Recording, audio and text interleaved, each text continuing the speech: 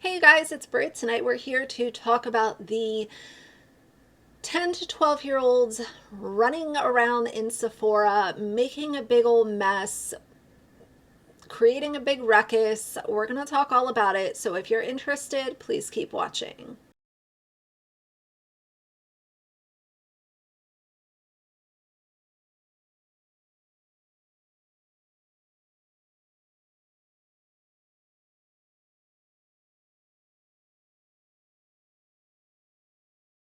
All right, you guys, so 10-year-olds ruining Sephora stores has been all over my FYP and Explore page for about the last 2 to 3 weeks.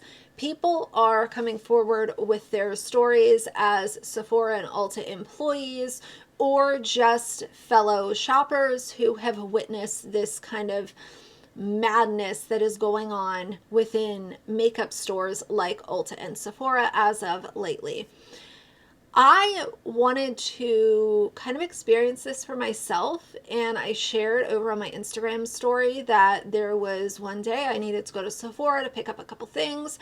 So I said, you know what, let me just spend a little more time than I usually would in this store and see what's going on.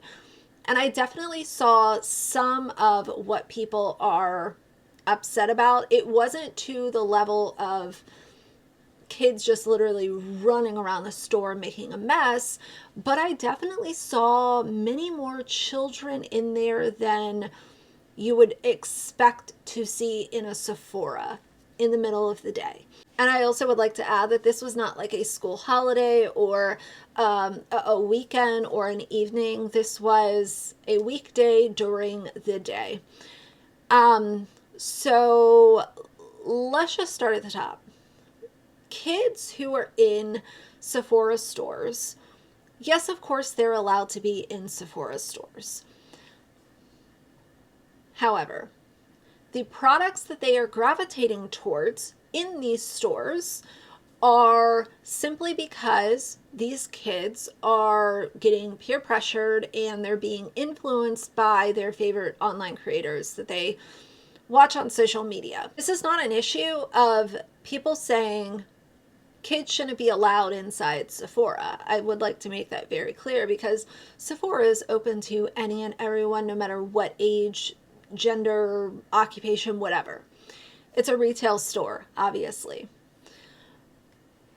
But when you see these kids going in and gravitating towards products that they have no business using, and they have parents that are, instead of educating them and steering them in a direction that is more suited for their age range, the parents are just buying the products because the kids want the hottest drunk elephant serum.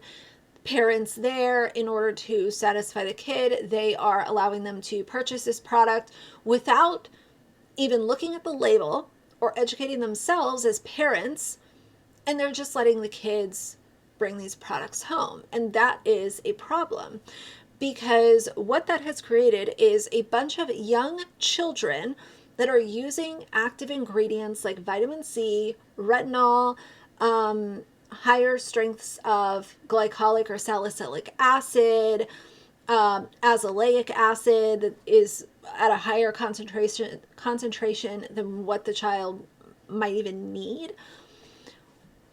Instead of allowing these kids to go to Sephora, what the parents should be doing is having their children work with a dermatologist or an esthetician to nail down a skincare routine that is suited for them.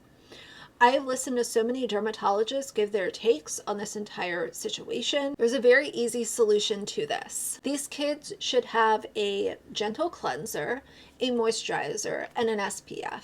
These kids do not need to be using the baby facial from Drunk Elephant. They don't need to be using the retinol from Drunk Elephant. They don't need to be using the peeling solution from The Ordinary. These are all products that have high concentrations of actives, and they don't belong on children's skin for a reason. Now, I saw a video, which I will play, obviously, but it was from a mom, and she was mad that these skincare brands were not doing more to make sure that kids weren't using their products by educating the parents. This is a message for Drunk Elephant. I know some creators might be afraid to make a post like this because be like, oh, they'll never work with me. They'll never take me on one of my brand trips. But this is important. And Drunk Elephant, especially your marketing department, you need to make some changes. There are so many kids, teens, and tweens that are obsessed with your brand, and you are doing nothing to properly educate them and their parents. They are using products that are not appropriate for their skin and age, some of them doing harm to their skin. I see it in my comments. I went through your Instagram and scrolled and scrolled. I found one post with information. For once, you said which products are appropriate for kids and tweens, but if you read the comments, the parents aren't happy. When you introduce the Goldie Drops, it's not for kids, that's what you say. Why do you not have some sort of disclaimer in the caption? Or more importantly, on the box and the display in the store. Naming this kit Littles, the kids think it's for them. And there are multiple products in there not for their skin. Mama and Cub with the polypeptide, which you say is not for young skin. Maybe you should have named that something else. In September, you took a huge group of influencers on a brand trip to Greece. Hundreds of thousands of dollars you spent on that. Why not instead invest that money to come out with a kids line? Baby elephant, maybe? Work with some influencers that will help educate the kids and the parents. Put some labeling on your packaging. But you got to do better than just one post.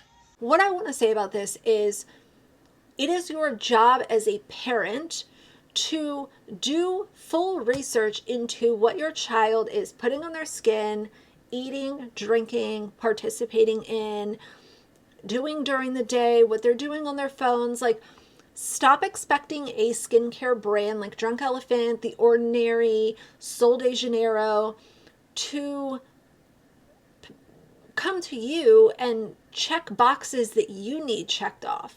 That is your job as the parent. So next time, instead of allowing your child to hold your hand and walk you right into Sephora and you just kind of follow them around and buy whatever 1, 2, 3, or 4 products that they want, and you just pay for it because you told them, okay, Sally Joe, you can only pick out 2 products this time. She picks out those 2 products, but it just so happens to be 2 products that are absolutely going to destroy her skin. So instead of expecting the brands to do the job that you should be doing,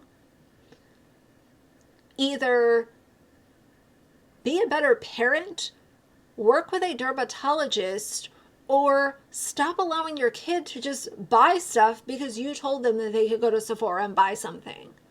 The last part of my little tangent that I would like to say is the manners of these kids that are in these stores without parents, because that is also another part of this entire conversation. The children that are dropped off at the mall and they, are with their friends and they go to Sephora, they go to Ulta, whatever, and they are in there wrecking testers, breaking bronzers, making a mess out of liquid highlighters, breaking mascara wands, just making an entire mess out of testers. Again, blame the parents.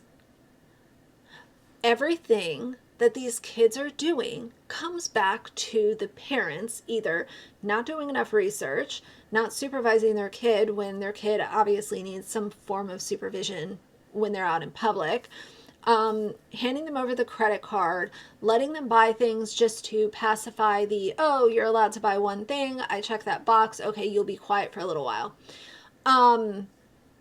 Everything comes back to the parents. And I am frankly so tired of these parents letting their kids loose on social media and then just kind of expecting social media to be some form of good in your child's life. What is the expectation there? Yes, they're going to be influenced. They're going to learn bad manners because, social media is like the Wild West. So why don't you limit your kids' screen time, take social media away from them, make sure that you are fully in tune with what they are doing and what they are consuming, what they're eating, what they're putting on their skin. Maybe just be more present before you want to stomp up and down and get upset that your child either has a chemical burn or is asking you for an $80 moisturizer that isn't even suited for their skin problems. Either way, those are my thoughts on the 10 to 12 to 14-year-olds that are creating havoc in Sephora and Ulta stores. How do you guys feel about this down below? How do you feel about it being the brand's fault, the influencer's fault? We're definitely not here to blame kids. We are here to blame parents. Blame the parents. It always comes back to the parents because as parents, you need to be a little bit more in tune with what the hell is going on.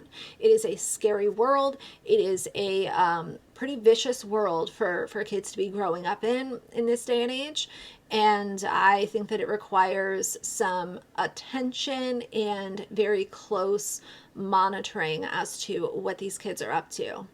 Can't just give them a phone, give them an iPad and let them, have a field day on social media and allow the internet to raise your kids. Do better. Either way, that's going to be it for tonight. So if you like the video, please leave a like and a comment. And if you'd like to see more from me in the future, please subscribe. I'll see you guys soon. Bye.